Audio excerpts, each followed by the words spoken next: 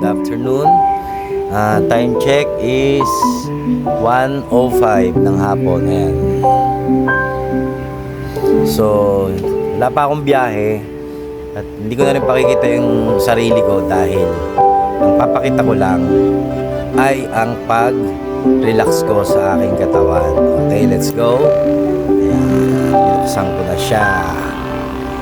Ayan. Nire-relax ko ang aking mga paa at ang aking mga kamay.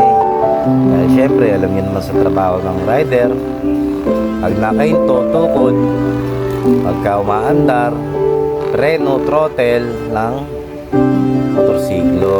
So, yun nga guys, para kondisyon na naman ako mamaya.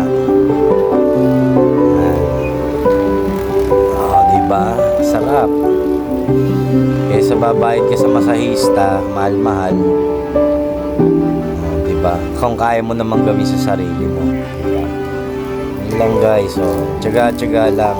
Tsaka may infrared pala siya. May konting init din yan. Diba? Sarap. Yan. So, yun lang guys. Thanks for watching. Wala lang magawa. Bye-bye. God bless.